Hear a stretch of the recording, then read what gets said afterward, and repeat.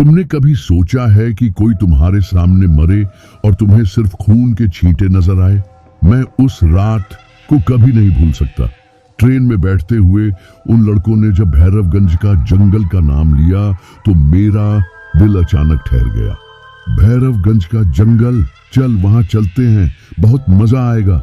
वो लड़के हंस रहे थे जैसे किसी पार्टी की बात कर रहे हों, पर मुझे वो नाम सुनते ही उस रात की यादें ताजा हो गई। वो जंगल जिस जगह से लौट कर कोई नहीं आता। मैंने गहरी सांस ली और उन्हें समझाने की कोशिश की, लेकिन किसे पता था कि उस रात मेरी दोस्त की आखिरी चीख तक सब कुछ बदलने वाला था। अचानक वो आवाजें शुरू हो गई। एक दूसरे के पास बैठे हम दोस्त भी अब खौफ में थे। पहले तो हल्की सी शोर सुनाई दी, फिर अचानक एक दोस्त का कानप से खून बहने लगा। वो चीखते हुए गिर पड़ा। फिर किसी ने देखा, दूसरा दोस्त अपने ही हाथों से अपना गला दबा चुका था। फिर हमने देखा किसी के शरीर के टुकड़े एक पेड़ से लटके हुए थे। शरीर के टुकड़े थे, लेकिन खून कहीं नहीं था। मेरी आंखें मानो दहशत में फ्रोज हो गईं। मैंने दौड़ने की कोशिश की, लेकिन उस जंगल में जैसे ही मैं मुड़ा, हवा ने गले में कस के पकड़ लिया और मेरी सांसें रुकने लगी। क्या तुम महसूस कर सकते हो ये खौफ? किसी की चीखें गूंज रही थी, कुछ के शरीर चीर दिए गए थे, सिर बेतहाशा लुढ़क रहे थे, और फिर वो एक आवाज जो मेरी कानों में घुस गई और मैं पलट कर देख भी नहीं सका। फिर वो आवाजें चली गई और अब जब भी मैं बंद आंखों से उस जंगल को सोचता हूँ, मुझे वो खून और चीखें अब भी सुनाई देती है। भैरवगंज का जंगल, ब्रह्म राक्षस की वापसी। तुम नहीं जान पाओगे कि उस रात में हम सब किस खौफ में थे, क्योंकि जब तक तुम ये कहानी सुनोगे तब तक तुम उस जंगल में पहुंच चुके होगे और फिर वापस लौट पाना मुश्किल हो जाएगा। भैरवगंज में कदम रखते ही मुझे उस पल का बोझ महसूस हुआ। एक ऐसा जंगल जिसके बारे में शाम ढलने के बाद कोई बात करने की हिम्मत नहीं करता। कॉलेज जीवन के तनाव को दूर करने के लिए जो एक मासूम यात्रा होनी चाहिए थी, वह ऐसी चीज में बदल गई जिसके लिए हम में से किसी ने भी तैयारी नहीं की थी। जैसे जैसे हम घने जंगल से गुजर रहे थे, हवा में हंसी मजाक की आवाजें गूंज रही थीं। हम अभी भी नादान थे, इस बात से अनजान कि हमने एक ऐसी सीमा पार कर ली है जिसे हम कभी मिटा नहीं पाएंगे। हम 6 लोगों का एक समूह थे। हमेशा की तरह मैं, अरविंद, प्रिया, राघव, अंजलि और मनीष, हम सभी तनाव में थे।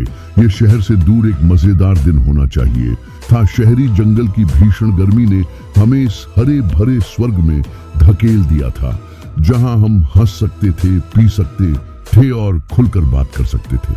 लेकिन अब जब हवा पेड़ों के बीच से फुसफुसा रही थी तो शांति में कुछ बेचैनी थी। पहले तो यह सूक्ष्म था, शाखाओं में हल्की सरसराहट, दूर से पक्षियों की आवाज, प्रकृति की सामान्य आवाजें, लेकिन किसी तरह वे अजीब लग रही थीं। मुझे याद है कि मैंने खुद से कहा था कि यह कुछ भी नहीं है, यह दिमाग की सामान्य चाल है जो सालों से सुनी गई डरावनी कहानियों से भरी हुई है, इससे ज्यादा कुछ नहीं। लेकिन हर गुजरते मिनट के साथ ये बहाना कमजोर होता जा रहा था। अरे, क्या तुम लोगों को ऐसा लगता है? प्रिया ने पूछा। उसकी आवाज में अनिश्चितता थी। मैंने उसकी तरफ देखा। वह थोड़ी दूर आगे खड़ी थी। उसकी आंखें हमारे आसपास के घने जंगल को देख रही थी। उसकी भौहें सिकुड़ी हुई थी, होंठ आपस में कसकर चिपके हुए थे। हवा में हल्की ठंडक छा गई थी और एक पल के लिए मुझे लगा कि मैंने उसे कांपते हुए देखा। क्या हुआ? मैंने सहज लगने की कोशिश करते हुए पूछा, लेकिन मेरी अपनी आवाज मेरे कानों को अजीब लग रही थी। मुझे नहीं पता, ये जगह है। ऐसा लगता है कि हम अकेले नहीं हैं, उसने कहा। उसकी नजर एक छायादार पेड़ से दूसरे पर जा रही थी। मैंने दूसरों पर नजर डाली। अरविंद अपने फोन से छेड़छाड़ कर रहा था, शायद सिग्नल पाने की कोशिश कर रहा था, और मनीष अपनी हमेशा की तरह बेपरवाही से माहौल को हल्का करने के लिए चुटकुले सुना रहा था। लेकिन अब हवा में कुछ अलग था, एक सन्नाटा, घना और दमघोंटू, मानो जंगल ने अपनी सांस रोक रखी हो। राघव, जो समूह से आगे था, रुक गया और पीछे मुड़ गया। यह जगह प्राचीन है, उसने धीमी आवाज में कहा, मानो उसे अपने मुंह से निकलने वाले शब्दों से डर लग रहा। ओह, मैंने इसके बारे में पढ़ा है। भैरवगंज कहते हैं लोग अंदर तो जाते हैं लेकिन कभी बाहर नहीं आते। हम सब इस पर हंसे, लेकिन ये हमेशा की तरह घबराहट वाली हंसी नहीं थी, ये खोखली थी, जबरदस्ती की गई। ऐसा लगा जैसे हम सब खुद को यह समझाने की कोशिश कर रहे थे कि सब कुछ ठीक है। उसकी बात मत सुनो, ये बस कोई पुराना अंधविश्वास है। मनीष ने उसे टालते हुए कहा, लेकिन हवा भारी हो गई थी और हमारे आसपास की रोशनी बदलने लगी थी। दोपहर का चमकीला सूरज किसी तरह से मंद पड़ गया था। ऊपर छतरी लंबी टेढ़ी मेढ़ी छायाएं बना रही थी। मैं इस भावना से छुटकारा नहीं पा सका कि कोई हमें देख रहा है। पैरों के नीचे टहनी की हर दरार बड़ी लग रही थी। हवा का हर झोंका अब मेरी त्वचा पर ठंडा लग रहा था। चलो चलते रहे, मैंने कहा, आत्मविश्वास से लबरेज होने की कोशिश करते हुए, लेकिन मैं भी अपनी आवाज में बेचैनी सुन सकता था। हम जंगल में और अंदर चले गए। हमारे कदमों की आवाज हमारे नीचे पत्तियों और मिट्टी के मोटे कालीन से दब गई। हम जितना आगे बढ़े ये उतना ही शांत होता गया। कोई पक्षी नहीं, कोई जानवर नहीं, बस दमनकारी सन्नाटा और पेड़ों में कभी कभार सरसराहट। सबसे पहले राघव ने चुप्पी तोड़ी। मुझे ठीक नहीं लग रहा है, उसने फुसफुसाते हुए कहा। इस जगह पर कुछ गड़बड़ है। नाटकीय मत बनो राघव, प्रिया ने कहा। उसकी आवाज पहले से ज्यादा घबराई हुई। चलो बस उस जगह पर चलते हैं जिसके बारे में मैंने पढ़ा है। हम वहां आराम करेंगे। लेकिन राघव सुन नहीं रहा था। उसने अपना हाथ अपने पेट पर रखा हुआ था। उसका चेहरा बेचैनी से विकृत था। नहीं, कुछ गड़बड़ है। दर्द हो रहा है, जैसे कोई मेरे अंदर दबा रहा है। हम में से बाकी लोग उसके चारों ओर इकट्ठा हो गए। हमारे चेहरों पर चिंता की लकीरें उभर आईं। तुम किस बारे में बात कर रहे हो? मनीष ने पूछा। उसका हमेशा की तरह घमंडी व्यवहार लड़खड़ा रहा था। तुम ठीक हो यार? मुझे नहीं पता, ऐसा लग रहा है जैसे मेरे अंदर कुछ है, मेरी छाती पर दबाव डाल रहा है, मेरे पेट को मरोड़ रहा है, ऐसा लग रहा है। वह रुक गया, सांस लेने के लिए हांफने लगा, जैसे यह मुझे जमीन में नीचे खींच रहा है। सांसें तेज होने लगी और मैंने देखा कि प्रिया पीछे हट गई। उसका चेहरा पीला पड़ गया। हमें यहाँ से निकलना होगा अभी, लेकिन बहुत देर हो चुकी थी। अचानक राघव घुटनों के बल गिर पड़ा। अपनी छाती को पकड़े हुए उसकी आंखें घबराहट से चौड़ी हो गई थी। मैं उसकी मदद करने के लिए आगे बढ़ा, लेकिन उसका शरीर हिंसक रूप से अकड़ गया। उसकी सांसें अनियमित थीं। उसका चेहरा इस तरह से विकृत हो रहा था जैसा मैंने पहले कभी नहीं देखा था। और फिर बस ऐसे ही उसका शरीर स्थिर हो गया। उसका हाथ जमीन पर गिर गया, लंगड़ा। उसकी त्वचा का रंग भूरा हो गया था, मानो उसमें से जीवन चूस लिया गया हो। मैं डर के मारे पीछे हट गया।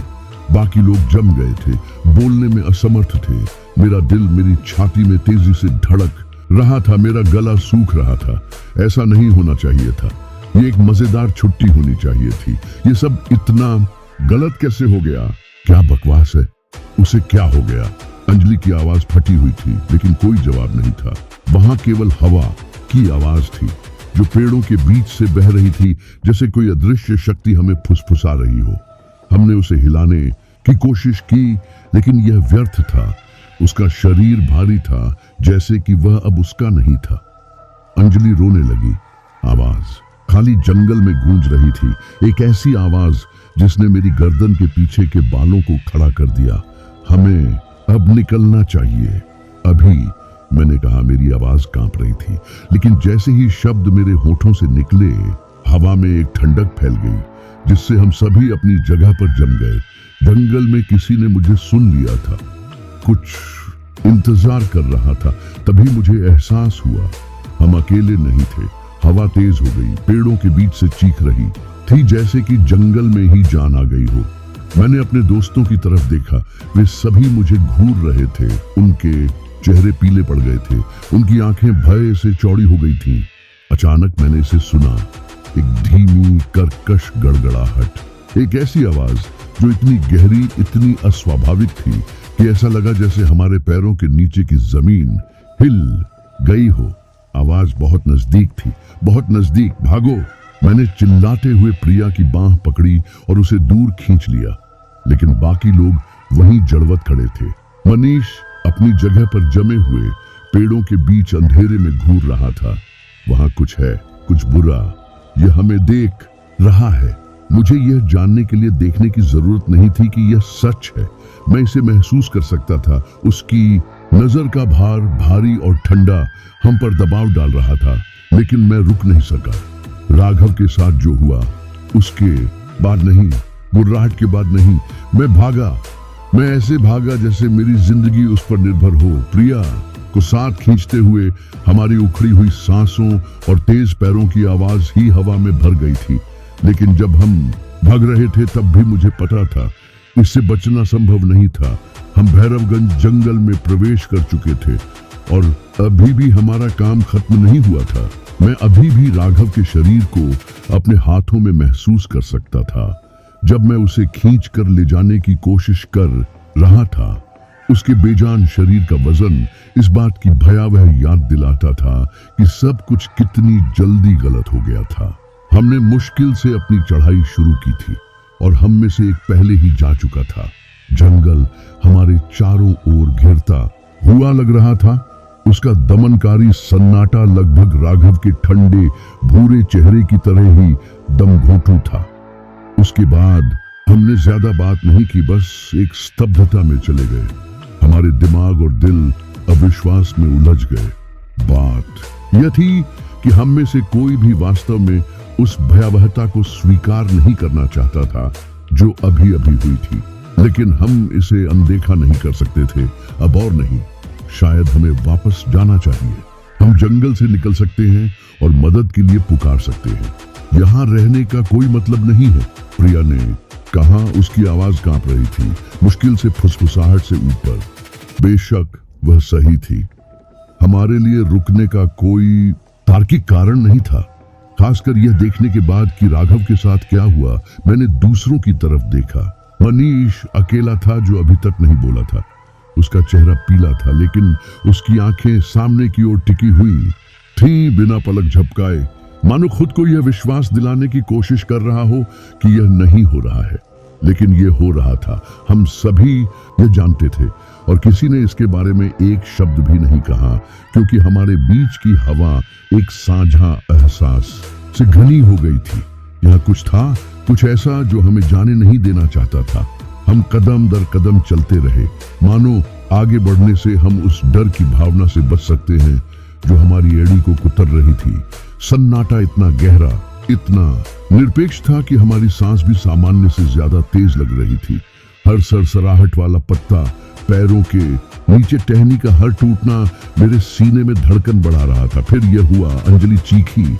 यह ऐसी चीख थी जो न सिर्फ आपके खून को ठंडा कर देती थी, बल्कि उसे जमा देती थी। मैं मुड़ा, सहज रूप से उसके पास पहुंचा और देखा कि किस वजह से वह चीख रही थी। मनीष, हमारा हमेशा घमंडी दोस्त, गिर पड़ा था। उसका शरीर जमीन पर ऐसे ढेर हो गया मानो अचानक उसमें से हड्डियां गायब हो गई हों। उसका चेहरा दर्द से विकृत हो गया था। उसका मुंह खामोश चीख में खुला हुआ था। पत्तों से टपकते खून की आवाज ही हमारे आसपास की जगह को भर रही थी। कोई भी हिल नहीं रहा था। हम जम गए थे। यह सब असंभव होने के कारण हम स्तब्ध थे। यह पहले जैसा नहीं था। राघव की मौत अचानक चौंकाने वाली थी, लेकिन मनीष, उसका शरीर अप्राकृतिक ऐंठन में झटके खा रहा था, जैसे कोई उसे अंदर से खींच रहा हो। और फिर पलक झपकते ही उसका शरीर शिथिल हो गया। उसकी आंखें चौड़ी और खाली शून्य में घूर रही थी।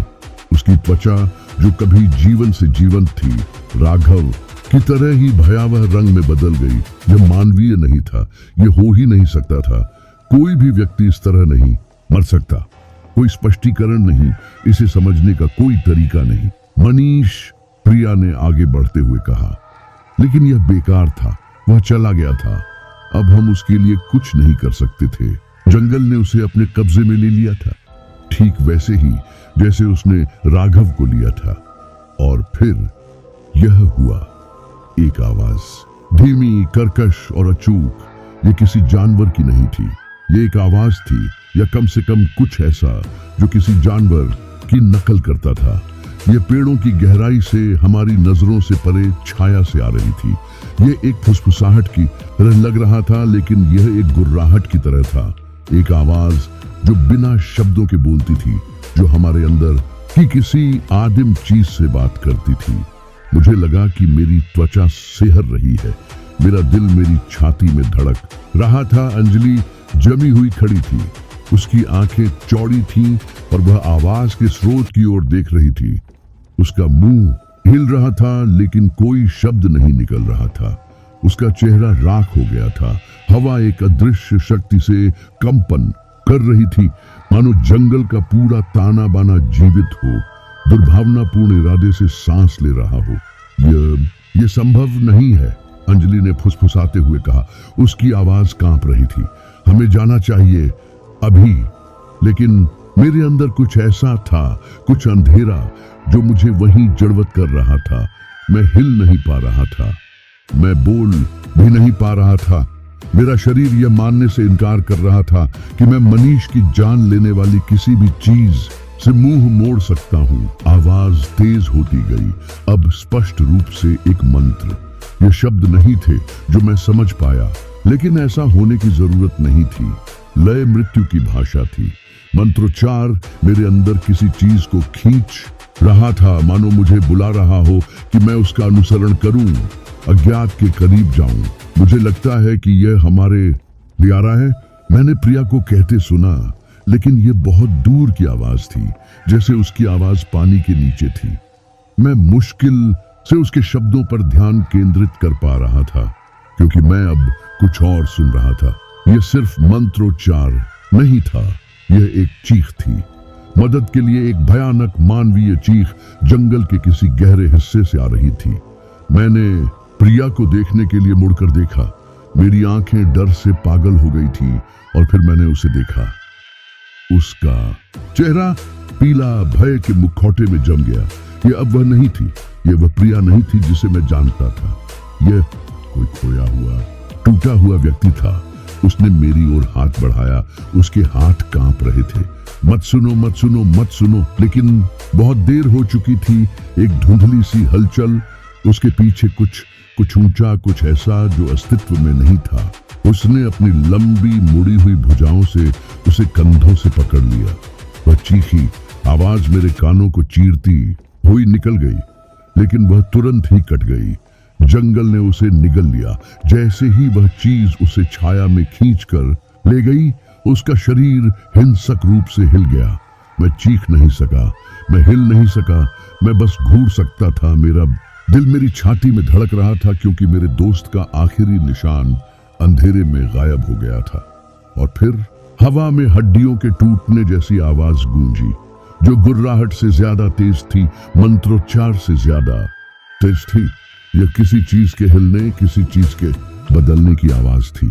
ऐसा लग रहा था जैसे जंगल खुद बदल रहा था, जो पहले जैसा नहीं था, उससे कहीं ज्यादा कुछ बन रहा था। यह प्राचीन लग रहा था, यह क्रोधित लग रहा था। हम उसके क्षेत्र में पहुंच चुके थे। हम में से आखिरी अंजलि और मैं धीरे धीरे पीछे हट गए। मेरे पैर इतनी बुरी तरह से कांप रहे थे कि मुझे नहीं लगा कि मैं खड़ा हो सकता हूँ। हम सिर्फ एक प्रेतवाधित जंगल में नहीं पहुंचे थे, यह कुछ और ही था। यह एक ऐसी जगह थी जहां लोग, असली लोग, मरते थे, और कोई भी इसके बारे में फिर कभी बात नहीं करता था। अंजलि, मैंने फुसफुसाते हुए कहा। मेरी आवाज कांप रही थी। आखिर हो क्या रहा है? उसकी आंखें मेरी आंखों से मिली। उसका चेहरा कागज की तरह पीला पड़ गया। उसके होंठ हिल रहे थे, लेकिन कोई आवाज नहीं निकल रही थी। और फिर मैंने उसे देखा। दूर दूर तक एक पहाड़ी के तल के पास कुछ टिमटिमा रहा था। यह रोशनी की एक झिलमिलाहट की तरह था। उस दुःस्वप्न के बीच में आशा की एक छोटी सी किरण, जिसमें हम फंस गए थे। मुझे नहीं पता था कि यह क्या था, लेकिन मुझे इसकी ओर जाना था। हमारे पास कोई और विकल्प नहीं था। हमें यहाँ से निकल जाना चाहिए, अंजलि ने फुसफुसाते हुए कहा। मैंने सिर हिलाया। लेकिन शब्द खोखले लग रहे थे। ये सिर्फ बाहर निकलने का मामला नहीं था, हम किसी ऐसी चीज से भाग रहे थे जिससे भागा नहीं जा सकता था। यह हमारी ओर आ रही थी। जंगल ने हमें पहले ही चिन्हित कर लिया था और उसके अभिशाप से बचना संभव नहीं था।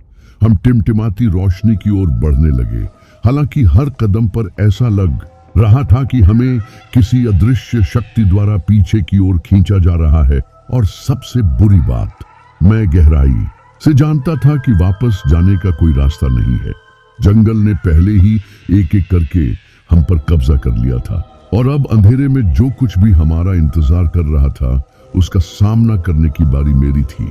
हमें पता ही नहीं था कि हम जंगल में कब से चल रहे थे।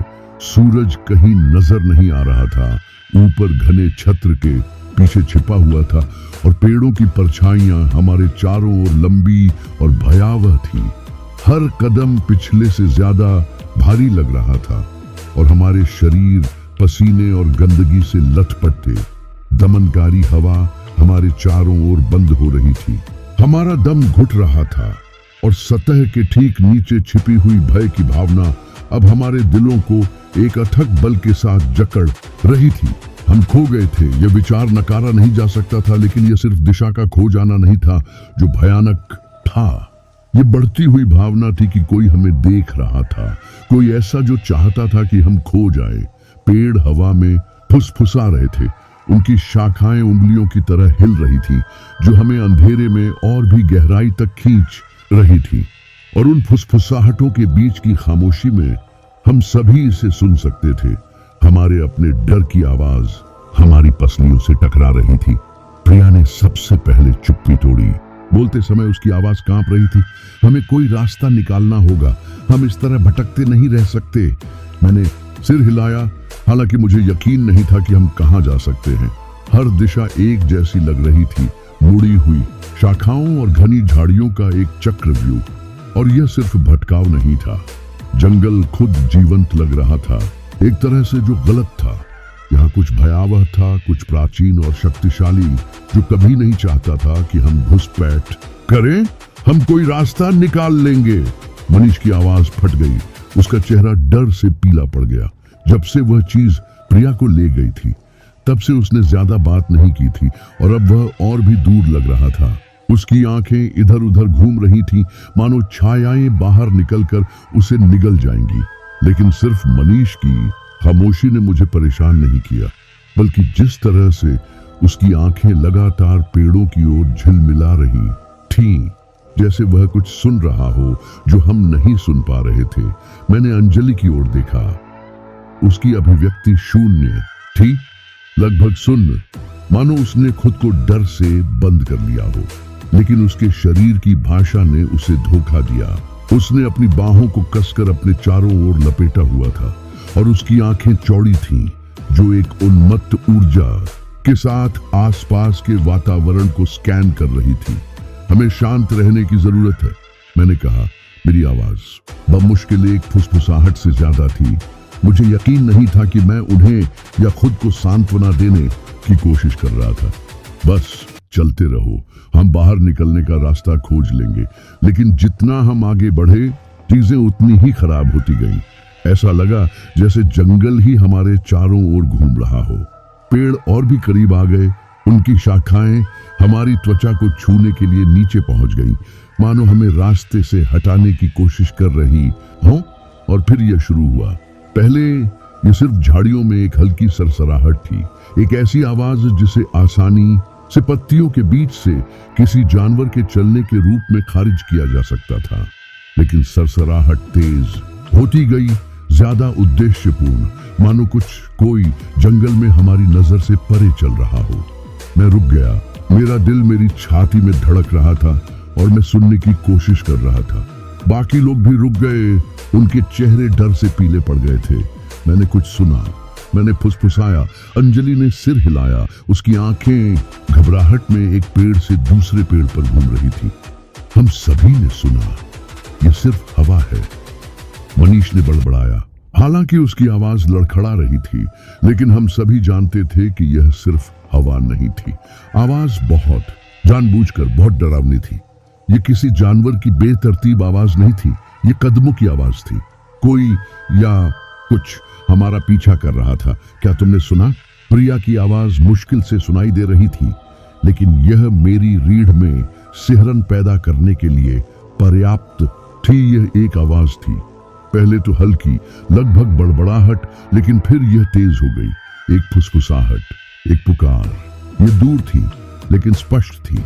आवाज ने एक एक करके हमारे नाम पुकारे, जैसे कि जंगल खुद हमें जानता हो। राघव, मनीष, प्रिया, अंजलि। हम सब स्तब्ध रह गए। क्या तुमने सुना? अंजलि की आवाज अब कांप रही थी। हाँ, मैंने फुसफुसाते हुए कहा। मेरा गला सूख गया था। मैंने सुना। आवाज किसी एक दिशा से नहीं आ रही थी। ऐसा लग रहा था कि ये हमारे चारों ओर से आ रही है, पेड़ों के बीच से गूंज रही है और हवा में घुल रही है। ऐसा लग रहा था कि जंगल का अपना दिमाग है और वह हमें बुला रहा है, हमें अपनी गिरफ्त में और भी ज्यादा फंसा रहा है। इसे मत सुनो, मनीष ने बुदबुदाया। ये बस जंगल है जो हमारे साथ चालें चल रहा है। लेकिन उसकी आवाज कमजोर थी। उसे भी इस पर यकीन नहीं हुआ। हम में से किसी को भी यकीन नहीं हुआ। हम आगे बढ़ते रहे, लेकिन अब हमारे कदम और भी ज्यादा हिचकिचाने लगे थे। हर टहनी की चटक, हर सरसराहट वाली पत्ती हमें घबराहट में डाल देती थी, लेकिन इससे बचने का कोई रास्ता नहीं था। हम जितने गहरे गए, फुसफुसाहट उतनी ही तेज होती गई, जब तक कि वे सिर्फ फुसफुसाहट नहीं रह गई। वे पूरी तरह से आवाज बन चुकी थी, हमें बुला रही थी, हमें चिढ़ा रही थी। जंगल में पेड़ों की गहराई से हमारे नामों की आवाजें गूंज रही थीं, और फिर हमने उसे देखा। एक आकृति, एक छाया, पेड़ों के बीच चलती एक काली छाया। यह तेज थी। जब भी हम उस पर ध्यान केंद्रित करने की कोशिश करते तो वह हमारी नजरों से ओझल हो जाती, लेकिन यह वहां था। मैं इसे जानता था। मैं महसूस कर सकता था कि यह हमें देख रहा है। ऐसा लग रहा था जैसे जंगल ने अपना जीवन शुरू कर दिया हो और हम बस शिकार थे, इसके उलझे हुए जाल में फंसे हुए। हमें यहाँ से निकल जाना चाहिए, प्रिया ने कहा। उसकी आवाज हमारे दिलों की तेज धड़कनों के ऊपर मुश्किल से सुनाई दे रही थी। अभी लेकिन हम जिस भी दिशा में मुड़े, जिस भी रास्ते पर चलने की कोशिश की, वह हमें जंगल में और भी अंदर ले जा रहा था। जंगल हमें घेर रहा था, हमें फंसा रहा था। हम बच नहीं सकते थे। और तभी ये हुआ। मनीष चिल्लाया। आवाज पेड़ों के बीच से गूंज उठी और हम उसे जमीन पर गिरते हुए देखने के लिए ठीक समय पर मुड़े। उसका शरीर झटके से हिल रहा था, मानो किसी अदृश्य चीज ने उसे जकड़ लिया हो और उसे धरती में घसीट रहा हो। हम उसके पास पहुंचे, लेकिन तब तक बहुत देर हो चुकी थी। उसका शरीर लंगड़ा हो गया था, उसकी आंखें भय से चौड़ी हो गई थी, उसका मुंह खामोश चीख में खुला हुआ था।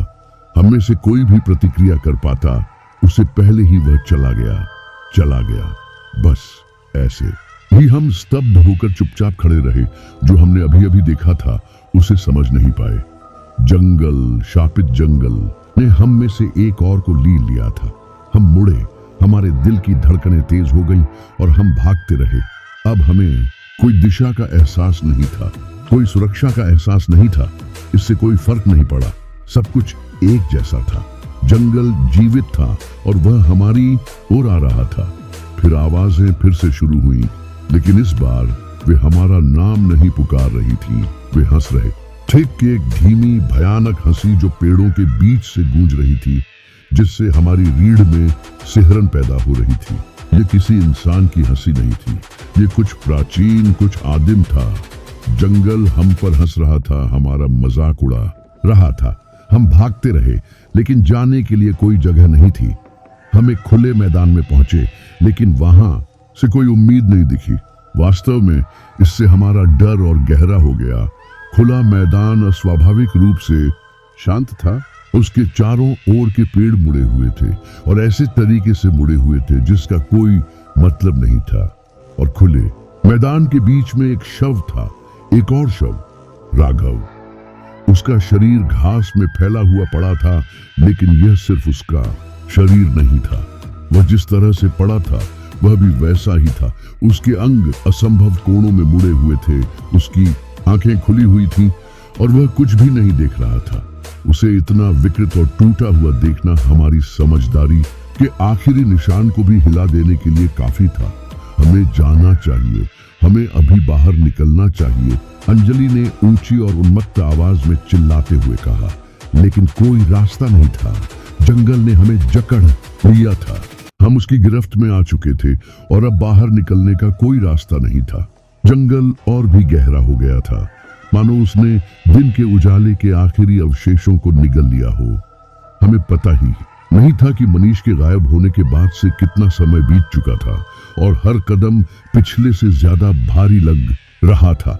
हमारी सांसें उथली थीं और हवा हमारे चारों ओर घनी होती जा रही थी। टहनी की हर दरार, हवा का हर झोंका एक चेतावनी की तरह लग रहा था, एक संकेत कि हम पर किसी ऐसी चीज की नजर थी जो हमारी समझ से कहीं ज्यादा भयावह थी। अब हम रोमांच की तलाश में दोस्तों का एक समूह नहीं थे। हम बचे हुए लोग थे जो किसी प्राचीन, किसी शक्तिशाली चीज की गिरफ्त में थे जो हमारा इंतजार कर रही थी। इसका भार हम पर पत्थर की तरह दबा हुआ था और मैं इसे उनकी आंखों में देख सकता था। डर, हताशा और यह एहसास कि इस जगह से बचकर निकलना संभव नहीं है। हमें चलते रहना है। अंजलि की आवाज कांप उठी, जिसने सन्नाटा तोड़ दिया। हम यहाँ नहीं रह सकते, हमें बाहर निकलना होगा। लेकिन कहाँ? जब जंगल खुद ही हिलता डुलता, बदलता, मुड़ता, घुमाता नजर आता था तो बाहर कहाँ था? हम पहले जिन रास्तों पर चलते थे वे अब नहीं रहे और पेड़ अब ऐसे खड़े थे मानो वे हमें जंगल के बीचों बीच ले जाने की कोशिश कर रहे हों, जहां कुछ इंतजार कर रहा था, कुछ ऐसा जो हमें तब से देख रहा था जब से हमने अंदर कदम रखा था। क्या तुम्हें यह महसूस हो रहा है? प्रिया ने फुसफुसाते हुए कहा। उसकी आवाज मुश्किल से सुनाई दे रही थी, लेकिन यह मेरी रीढ़ की हड्डी में ठंडक पैदा करने के लिए पर्याप्त थी। ऐसा लगता है जैसे जंगल जिंदा है, जैसे यह हमारे साथ सांस ले रहा है। मैंने सिर हिलाया, बोलने में असमर्थ। मैंने भी इसे महसूस किया, एक अदृश्य उपस्थिति का भार, कुछ प्राचीन और हमारे चारों ओर के पेड़ों से कहीं ज्यादा पुराना। यह सिर्फ भयानक सन्नाटा नहीं था, ये फुसफुसाहट थी जो हर दिशा से गूंजती हुई लग रही थी, दूर से आती आवाजों की तरह फीकी, ऐसे शब्द जो हम ठीक से समझ नहीं पाए, लेकिन वे वहां थे, हमेशा वहां। जैसे जैसे हम आगे बढ़ते गए, हमारे कदम और भी अनिश्चित होते गए। हम किसी अप्रत्याशित चीज पर ठोकर खा गए, एक पत्थर की संरचना जो आधी झाड़ियों में दबी हुई थी। यह मौसम की मार झेल चुका था और काई से ढका हुआ था। पत्थर की सतह समय के साथ घिस गई और घिस गई थी, लेकिन अपनी सड़ी हुई अवस्था में भी इसके बारे में एक निर्विवाद उपस्थिति थी। ये वही है, अंजलि ने कहा। उसकी आवाज कांप रही थी। यह जगह, ये सिर्फ जंगल का हिस्सा नहीं है, यह एक मंदिर है, लेकिन संरचना के बारे में कुछ गड़बड़ लग रही थी। इसके चारों ओर की हवा भारी लग रही थी, मानो हमारे पैरों के नीचे की जमीन किसी अंधेरे और प्राचीन चीज से संतृप्त हो। मेरी आंखें पत्थर के खंभों, दीवारों पर लगी फीकी नक्काशी को स्कैन कर रही थी। छवियां स्पष्ट थीं, लेकिन पत्थर पर उकेरी गई आकृतियां थीं, अंधेरे घुमावदार आकृतियां, लगभग मानो वे हिल रही हों। मैं करीब गया, मेरी सांस तेज हो रही थी। मैं जितना करीब गया, हवा उतनी ही कंपन करने लगी। ऐसा लगा जैसे मंदिर जीवित हो, जैसे वह इसी क्षण के लिए हमारा इंतजार कर रहा था। ये कौन सी जगह है? मैंने बुदबुदाते हुए पत्थर को छूने के लिए हाथ बढ़ाया। जिस क्षण मेरी उंगलियां पत्थर से टकराईं, मेरे अंदर ऊर्जा का एक झोंका आया, मानो मंदिर ने मेरी उपस्थिति पर प्रतिक्रिया व्यक्त की हो। अंजलि ने चौंकते हुए कहा, यह ब्रह्म राक्षस का मंदिर है। शब्द हवा में लटके हुए थे, अर्थ से भरे हुए। मैं उसकी ओर मुड़ा, मेरी आंखों में भ्रम और ब्रह्म राक्षस, मैंने दोहराया। अंजलि का चेहरा पीला पड़ गया था, उसके होंठ कांप रहे थे। यह एक प्राचीन बुराई है, एक आत्मा इतनी शक्तिशाली है कि इसे अनंत काल तक पृथ्वी पर भटकने के लिए अभिशप्त किया गया है। यह एक बार एक इंसान था, लेकिन इसकी आत्मा अपने लालच, सत्ता की अपनी लालसा से विकृत, भ्रष्ट हो गई और अब यह जीवित लोगों की आत्माओं को खाती है। मैंने दूसरों की ओर देखा, वे सभी मुझे घूर रहे थे। उनकी आंखें भय और अविश्वास से चौड़ी हो गई थी। लेकिन यह यहाँ कैसे आया? मैंने पूछा। मेरी आवाज कांप रही थी। यह इस जंगल में कैसे आया? प्रिया ने गहरी सांस ली। यह सिर्फ ब्रह्म राक्षस नहीं है। ये जंगल, ये जगह, ये काले अनुष्ठानों, काले जादू से जुड़ी है। हम मंत्रों की भूल भुलैया से गुजर रहे हैं और ब्रह्म राक्षस तो बस शुरुआत है। सच्चाई समझ में आने लगी। जंगल, फुसफुसाहट, हमारे दोस्तों की मौत, ये कोई संयोग नहीं था। हमें यहाँ लाया गया था, काले जादू के जाल में फंसाया गया था, ऐसी शक्तियों से बंधा हुआ था जिन्हें हम समझ नहीं पाए थे। ये जगह शापित है, प्रिया ने कहा। उसकी आवाज में फुसफुसाहट भर थी। यह सदियों से शापित है। मृतकों की आत्माएं, उन लोगों की आत्माएं जो अनुष्ठानों के शिकार हुए हैं, वे जंगल में भटकती हैं, जीवन और मृत्यु के बीच फंसी हुई हैं। और हम उस अभिशाप का हिस्सा बन गए हैं। मुझे लगा कि मेरे घुटने कांप रहे हैं, क्योंकि सबका भार मुझ पर पड़ रहा है। हम किसी अंधेरी शक्ति के जाल में फंस चुके थे और बाहर निकलने का कोई रास्ता नहीं था। जंगल सिर्फ जिंदा नहीं था, यह एक जेल था, एक ऐसी जगह जहां मरे हुए और जिंदा लोग एक साथ फंसे हुए थे, प्राचीन रीति रिवाजों और काले जादू से बंधे हुए थे और हम उसके शिकार थे। मैंने अंजलि की ओर रुख किया। हम क्या करें? हम इससे कैसे बचें? उसने अपना सिर हिलाया। उसके चेहरे पर आंसू बह रहे थे। मुझे नहीं पता। हमें यहाँ कभी नहीं आना चाहिए था। ये जगह, ये अभिशाप का केंद्र है। यहाँ अनुष्ठान किए जाते थे, मंदिर, आत्माएं, ये सब इसका हिस्सा है और हम किसी पेचीदा खेल में सिर्फ मोहरे हैं। इस एहसास ने मुझे ज्वार की तरह झकझोर दिया। जंगल, आत्माएं, ब्रह्म राक्षस, ये सब आपस में जुड़े हुए थे। काला जादू सिर्फ आत्माओं के लिए एक उपकरण नहीं था, ये वह शक्ति थी जो जंगल को नियंत्रित करती थी, जो हमारे आसपास की दुनिया को नियंत्रित करती थी। और हम सीधे उसके जाल में फंस गए थे। हम एक तांत्रिक जादू में फंस गए हैं। मैंने कहा। मेरे मुंह से ये शब्द तब निकले जब मुझे एहसास भी नहीं हुआ। हम अभिशप्त हैं। अनुष्ठान, काला जादू, ये सब एक साथ जुड़ा हुआ है। दूसरों ने सिर हिलाया। उनके चेहरे डर से पीले पड़ गए। सच्चाई को नकारा नहीं जा सकता था। हम अब सिर्फ जंगल में खोए हुए नहीं थे, हम उसके अभिशाप का हिस्सा थे। यहाँ जो जादू किया गया था वह बहुत पुराना था और हम एक अंधेरे देवता को अर्पित किए जाने से ज्यादा कुछ नहीं थे, जो जीवित और मृत लोगों के बीच मौजूद एक दुनिया में फंसे हुए थे। ये जंगल ब्रह्म राक्षस का क्षेत्र है, अंजलि ने कहा। उसकी आवाज फटी हुई थी।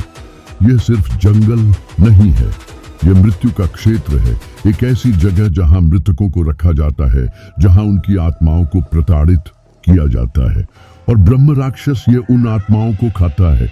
इसीलिए ये हमें बुला रहा है, इसीलिए ये हमें एक एक करके चुन रहा है।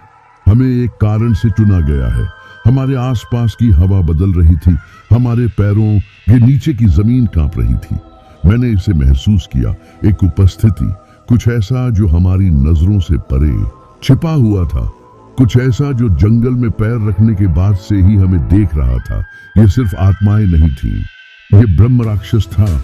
इसकी अंधेरी शक्ति हमें अपने कब्जे में लेने, हमें अपनी पीड़ा की दुनिया में खींचने के लिए पहुंच रही थी। और फिर मैंने इसे देखा, छाया पेड़ों के ठीक पीछे चल रही थी।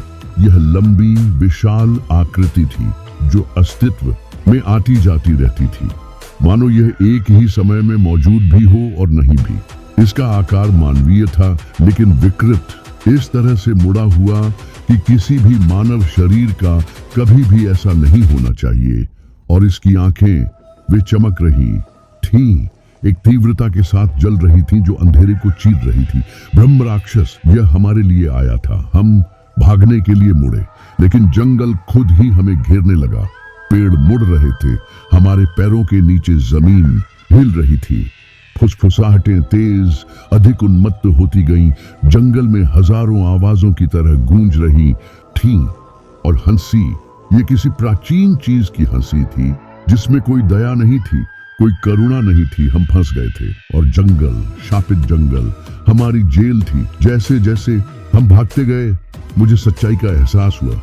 इस जगह से बचना संभव नहीं था। जंगल अपनी ही दुनिया थी, एक ऐसी दुनिया जहां मृत और जीवित एक थे, एक ऐसी दुनिया जहां काला जादू राज करता था और ब्रह्म राक्षस उसका राजा था, और हम उसके अगले शिकार से ज्यादा कुछ नहीं थे।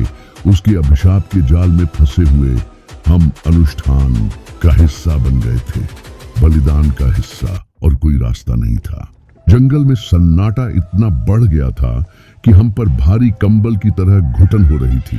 दूर से आने वाली हर सरसराहट से मेरी रीढ़ की हड्डी में सिहरन पैदा हो रही थी, और हमारे आसपास की परछाइयां हर गुजरते सेकंड के साथ और भी गहरी होती जा रही थी। हम एक बुरे सपने में फंस गए थे जो जल्दी ही हम में से किसी की कल्पना से भी ज्यादा वास्तविक होता जा रहा था। मनीष गायब हो गया था और हम इस शापित जगह के दिल में और भी गहरे चले गए थे, एक ऐसे रास्ते पर जिससे हम बच नहीं सकते थे। लेकिन हम में से किसी ने भी यह अनुमान नहीं लगाया था कि आगे हमारे लिए क्या होने वाला है। मैं अपने कानों में अपनी धड़कनें सुन सकता था, क्योंकि हम भागने की अपनी उन्मत्त खोज जारी रखते थे। हम जो भी कदम उठाते थे ऐसा लगता था कि वह हमें और भी अंधेरे में ले जा रहा है, और चाहे हम कितना भी भागे हमें देखा जा रहा है, शिकार किया जा रहा है। यह भावना और भी मजबूत होती जा रही थी। ऐसा लग रहा था जैसे जंगल खुद एक जीवित इकाई बन गया है जो हमारे चारों ओर बंद हो रहा है, हमें अपनी घुटन भरी पकड़ में फंसा रहा है। इस जगह का कोई अंत क्यों नहीं है? प्रिया की आवाज ने सन्नाटे को चीरते हुए कहा। उसका डर स्पष्ट था। हम घंटों से चल रहे हैं और ऐसा लगता है कि हम अभी भी उसी जगह पर अटके हुए हैं। अंजलि जो आगे चल रही थी मुड़ी, उसका चेहरा पीला और पसीने से लथपथ था। यह सिर्फ जंगल नहीं है, उसने फुसफुसाते हुए कहा, कुछ और भी है, कुछ बुराई है। मैं इसे महसूस कर सकती हूँ। मैंने घबराकर इधर उधर देखा, अपनी रीढ़ की हड्डी में रेंग रहे डर के भाव को दूर करने की कोशिश कर रही थी। हवा सड़न की गंध से भरी हुई थी और पेड़ मुड़े हुए कंकाल जैसे दिख रहे थे। उनकी शाखाएं इस तरह बाहर निकल रही थी मानो हमें पकड़ने की कोशिश कर रही हो। हमें नहीं पता था कि क्या हो रहा है, लेकिन यह स्पष्ट था कि कुछ हमारे साथ खेल रहा था। और फिर हमने इसे सुना। जंगल के भीतर कहीं से एक धीमी कर्कश गड़गड़ाहट की आवाज गूंजी। यह ऐसी आवाज थी जो हमने पहले कभी नहीं सुनी थी, कच्ची, खतरनाक और नफरत से भरी हुई। इसने मेरे खून को ठंडा कर दिया। पेड़ों के बीच से गूंजती हुई, हमारे पैरों के नीचे की जमीन को हिलाती हुई। यह बहुत नजदीक था। हम स्तब्ध रह गए। हमारी आंखें आवाज के स्रोत की तलाश में इधर उधर घूम रही थी। मेरी सांस तेज हो गई, मेरा दिमाग तेजी से दौड़ने लगा, और फिर जंगल के अंधेरे से वह प्रकट हुआ, ब्रह्म राक्षस। वह एक विशाल दुस्वप्न की तरह छाया से उभरा। उसका रूप एक विचित्र और टेढ़ी मेढ़ी आकृति थी जो वास्तविकता में और बाहर टिमटिमाती हुई लग रही थी। यह बहुत बड़ा था। इसका शरीर मानव जैसा था, लेकिन इसके अंग बहुत लंबे, बहुत पतले, लगभग मकड़ी जैसे थे। इसके शरीर की त्वचा काली और धब्बेदार थी, गहरी दरारों से ढकी हुई थी, जैसे कि इसे आग से जला दिया गया हो, और इसकी आंखों में एक दुर्भावनापूर्ण लाल रोशनी चमक रही थी जो रात को चीरती हुई आ रही थी। एक पल के लिए हम केवल डर से स्तब्ध होकर देख सकते थे। यह चीज, यह अंधेरे मृत्यु का अवतार थी, और हम इसके शिकार थे।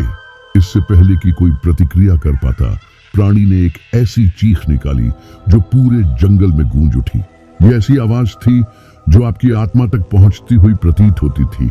एक ऐसी आवाज जो सदियों की पीड़ा, अनंत पीड़ा में फंसी आत्मा की बात करती थी। जंगल हिलने लगा था और हमारे नीचे की जमीन कांप उठी थी, मानो धरती खुद ही डर रही हो कि क्या होने वाला है। भागो! मैंने चिल्लाया, लेकिन तब तक बहुत देर हो चुकी थी।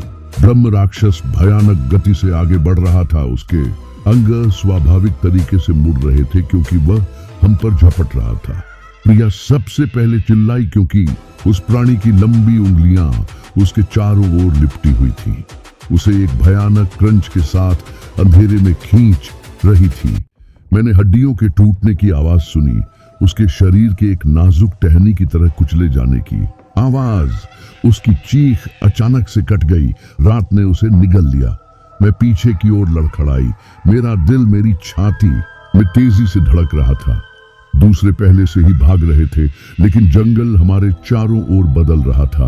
हर रास्ता जो हम लेने की कोशिश कर रहे थे हमें उसके घातक आलिंगन में और गहराई तक ले जा रहा था।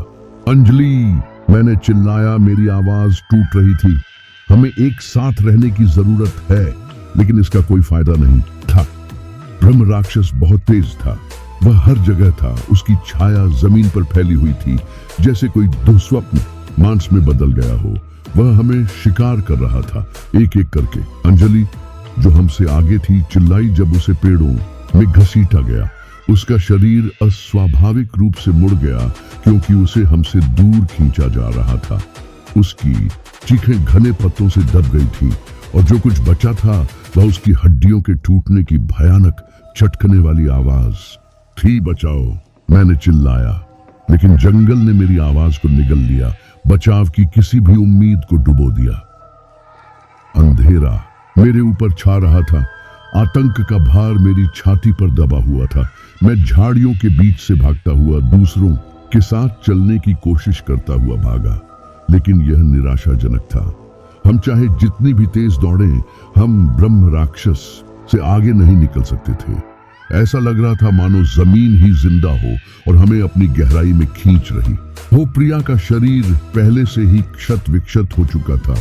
उसका चेहरा खौफ के अंतिम भाव में मुड़ा हुआ था। उसकी आंखें मौत में खुली हुई थीं। ब्रह्म राक्षस के हमले के भार से उसका शरीर टुकड़े टुकड़े हो चुका था और अंजलि का शरीर, यह एक अप्राकृतिक आकार में मुड़ चुका था, पहचान से परे टूटा हुआ। उसके टूटे हुए रूप को देखकर मेरे अंदर मतली की लहर दौड़ गई, लेकिन शोक मनाने का समय नहीं था। मैं आखिरी व्यक्ति था जो खड़ा था। मुझे नहीं पता था कि मैं कैसे भागता रहा, लेकिन मैं भागता रहा। हर कदम ऐसा लग रहा था जैसे यह मेरा आखिरी कदम हो सकता है। जंगल मुझे चारों तरफ से घेर रहा था। पेड़ अब विशालकाय पेड़ों की तरह थे, जिनकी घुमावदार शाखाएं मुझे जमीन से खींचने के लिए नीचे पहुंच रही थी। हवा घनी हो गई और अंधेरा दम घोंटने लगा। आखिरकार एक अनंत काल के बाद मैं एक छोटे से समाशोधन में ठोकर खाकर गिरा। मेरे फेफड़े जल रहे थे और मैं सांस लेने के लिए हाँफ रहा था। मैंने चारों ओर घबराहट से देखा, लेकिन छिपने के लिए कोई जगह नहीं थी। ब्रह्म राक्षस आ रहा था। मैं उसकी उपस्थिति को महसूस कर सकता था। उसकी ठंडी दुष्ट ऊर्जा मुझ पर हावी हो रही थी। मैं समाशोधन की ओर मुड़ा, किसी तरह से बचने की उम्मीद कर रहा था, लेकिन तभी मैंने उसे देखा।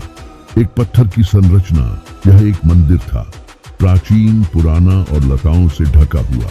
इसके चारों ओर की हवा अलग लग रही थी, जैसे कि कुछ पवित्र, कुछ शक्तिशाली वहां रहता हो। ब्रह्म राक्षस करीब आ रहा था। पेड़ों से उसका विचित्र रूप उभर रहा था। उसकी आंखें मुझ पर टिकी हुई थीं। वह जो शुरू किया था उसे खत्म करने आ रहा था। मैं मंदिर की ओर भागा। मेरा दिल मेरी छाती में धड़क रहा था। मुझे नहीं पता था कि क्या उम्मीद करनी है, लेकिन यह मेरी एकमात्र उम्मीद थी। मैं प्रवेश द्वार पर पहुंचा। मेरे हाथ कांप रहे थे क्योंकि मैं भारी पत्थर के दरवाजे को खोलने की कोशिश कर रहा था। ब्रह्म राक्षस लगभग मुझ पर था। उसके पंजे मेरी पीठ तक पहुंच रहे थे। आखिरी बार ताकत के साथ मैंने दरवाजा खोला और अंदर ठोकर खाकर गिर पड़ा ठंडे पत्थर के फर्श पर। दरवाजा मेरे पीछे बंद हो गया और थोड़ी देर के लिए वहां सन्नाटा छा गया। जंगल की आवाजें दूर तक फैल गईं और अंधेरे का दमनकारी भार थोड़ा कम हो गया, लेकिन ब्रह्म राक्षस चला नहीं गया था। वह अभी भी वहां था। मंदिर की दीवारों के ठीक पीछे उसकी घृणा जहर की तरह दरारों से रिस रही थी। मैं बच गया था अभी के लिए, लेकिन मुझे पता था कि यह खत्म नहीं हुआ था। जिस अभिशाप ने हमें इस जंगल में फंसाया था, वह और भी मजबूत हो गया था और ब्रह्म राक्षस हमें शिकार करना कभी बंद नहीं करेगा। वह इंतजार करेगा और वह फिर से आएगा। रात में मैं घने जंगल में भागता हुआ असहनीय रूप से शांत था। मेरा दिल मेरी छाती में धड़क रहा था। मेरी त्वचा पर लगे ठंडे पसीने ने हवा को भारी और दमघोंटू बना दिया था। पत्तियों की हर सरसराहट, पैरों के नीचे हर शाखा की दरार मेरे अंदर दहशत की लहर दौड़ा रही थी। मैं अभी भी दूर से गूंजती हुई भयानक गुर्राहटें सुन सकता था। शिकार कर रहे ब्रह्म राक्षस की आवाज हर कदम के साथ करीब आ रही थी। कोई रास्ता नहीं था। इस दुस्वप्न से कोई बच नहीं सकता था। लेकिन फिर उलझे हुए अंधेरे के बीच मैंने इसे देखा, दूर से रोशनी की एक हल्की सी झलक। पहले तो मुझे लगा कि यह मेरी कल्पना है, मन की चाल है। लेकिन जैसे जैसे मैं आगे बढ़ा, रोशनी तेज और साफ होती गई। यह एक प्राचीन पत्थर की संरचना से आ रही थी। इस शापित जंगल में कुछ ऐसा जो जगह से बाहर था। एक मंदिर। मेरा दिल धड़क उठा। क्या यह वही अभयारण्य हो सकता है जिसके बारे में मैंने कैंप फायर के आसपास फुसफुसाते हुए सुना था? एक ऐसी जगह जहां आत्माओं को शांति मिले, एक ऐसी जगह जो मुझे जंगल के अभिशाप से बचा सके। मैंने संकोच नहीं किया। मैं उसकी ओर दौड़ा।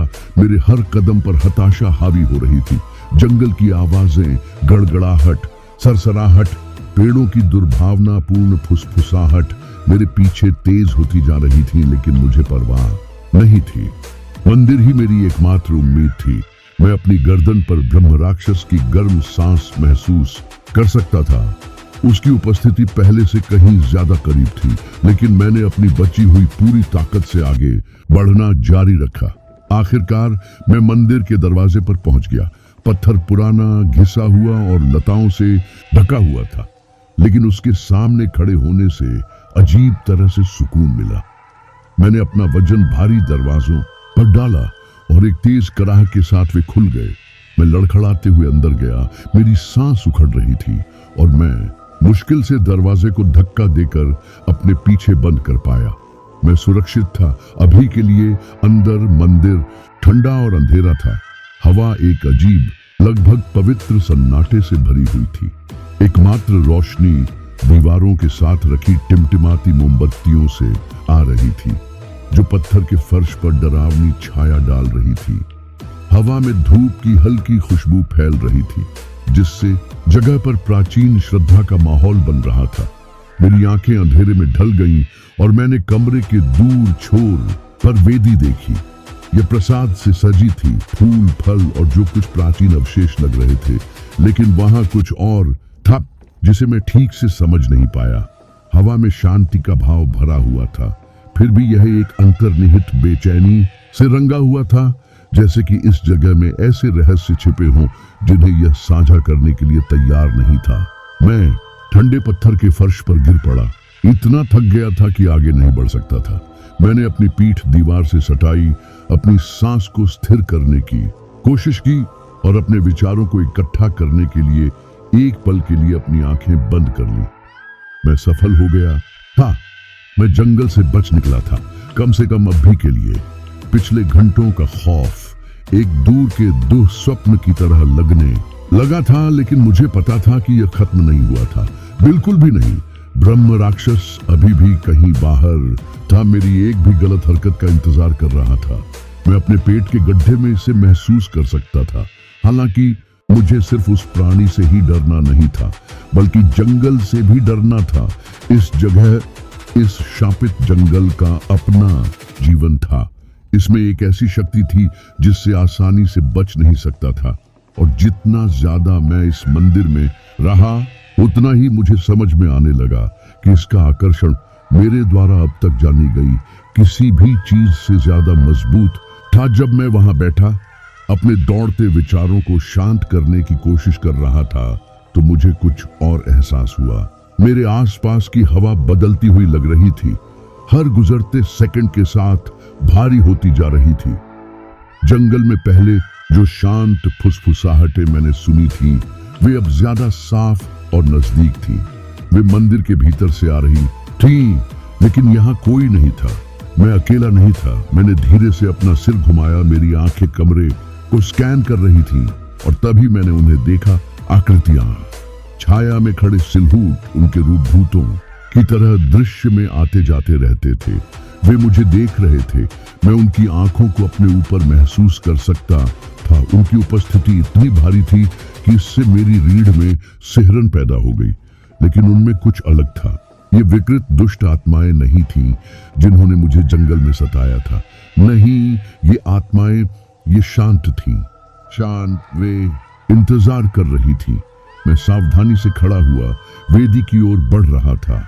आकृतियां मेरे हर कदम का अनुसरण करती दिख रही थीं, लेकिन वे पास नहीं आईं। वे बस देखती रहीं, चुप और धैर्यवान।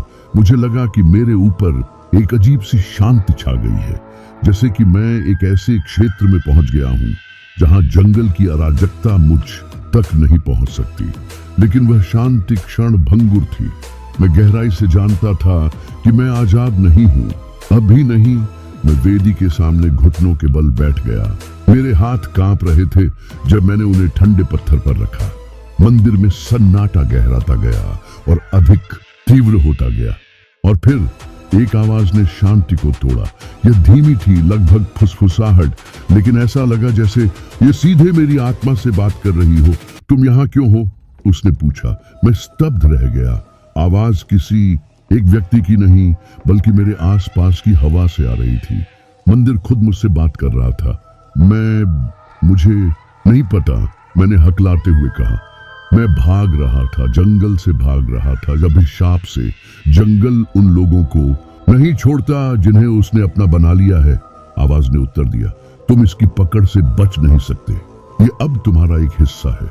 इसने तुम्हारे दोस्तों को ले लिया है और ये तुम्हें भी ले जाएगा। मैं पीछे हट गया। शब्दों का भार मुझ पर दबाव डाल रहा था, लेकिन मैं यहाँ तक पहुँच गया हूँ। मैं सुरक्षित। यह जगह, यह मेरी रक्षा करती है। मंदिर उन लोगों को शांति प्रदान करता है जो इसे चाहते हैं, लेकिन यह हमेशा के लिए आपकी रक्षा नहीं कर सकता। आवाज ने उत्तर दिया। जंगल का अभिशाप शाश्वत है। यह उन लोगों का पीछा करता है जो इसकी सीमाओं के भीतर अतिक्रमण करते हैं। यह आपको कभी जाने नहीं देगा। मुझे डर की ठंडी लहर ने घेर लिया जब मुझे आवाज के शब्दों की सच्चाई का एहसास हुआ।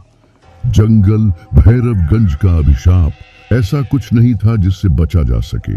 किसी पवित्र स्थान में प्रवेश करके भी नहीं। इसने मुझे चिन्हित किया था और मैं अपने जीवन के बाकी समय इसका बोझ ढोता रहूंगा। इससे बच पाना संभव नहीं था। जंगल कभी भी अपनी पकड़ नहीं छोड़ेगा। मैं खड़ा था, मेरे पैर मेरे नीचे कमजोर थे।